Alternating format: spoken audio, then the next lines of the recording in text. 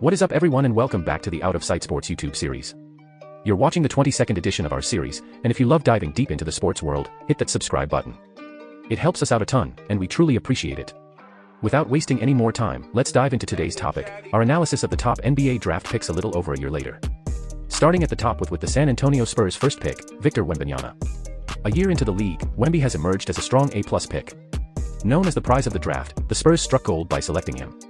Despite experiencing some normal rookie growing pains, he's performed exceptionally well, breaking shot blocking records and showing signs of potentially becoming the best player in the entire NBA. Next up, we have the second pick, Brandon Miller, who was selected by the Hornets.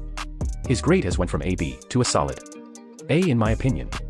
Post-draft debates considered other options, but Miller has proven himself as the right choice for the Hornets at the number 2 pick. He's adapted quickly to the NBA, demonstrating readiness as a two-way wing who can space the floor effectively.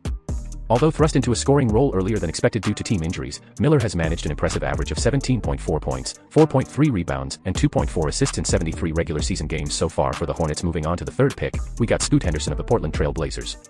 Henderson unfortunately gets our first C+ on this list. Coming into the league with high expectations, he had a rough start, but it's important to remember that rookie guards typically struggle in their first season.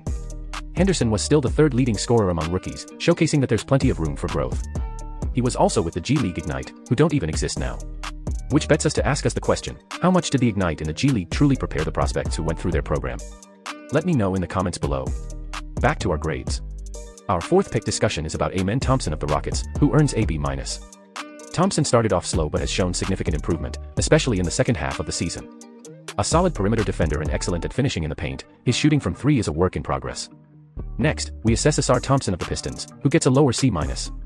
Ausar began the season strong, especially defensively, but his offensive struggles have been more prominent as the season has progressed.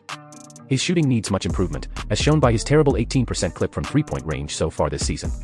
With that being said, I believe Ausar will develop his shot and become a player who should be able to play in the NBA for quite some time given his age and upside. The sixth pick was Cason Wallace of the Magic, who gets a C. Wallace has certainly filled necessary roles efficiently at times and shown the ability to make smart decisions, but with that being said, he's had a relatively quiet season and needs to step up his game to secure a stronger role on the Orlando Magic, one of the best stories of this NBA season. For our seventh pick, we have Jarace Walker, who went to the Wizards and will also receive a C. Walker showed potential and used his length well defensively but needs to enhance his offensive game to make a bigger impact. Next is Anthony Black of the Magic, and you guessed it, he will also be receiving a C. He's been efficient and makes smart decisions, yet hasn't produced much statistically and is facing reduced minutes as the playoffs are just days away. It's important to take in mind that AC is technically considered not bad, but average. Ninth, we have Taylor Hendricks of the Jazz, who gets a B. Hendricks was patient, worked hard, and has now been contributing significant minutes as a starter, showcasing his ability as a solid scorer and rebounder.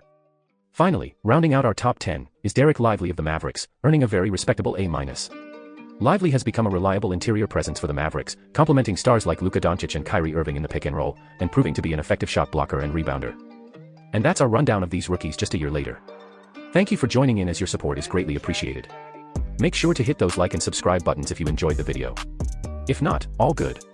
Make sure to also find us on social media on Twitter at OOS Sports and at Out of Sight Sports on Instagram and TikTok.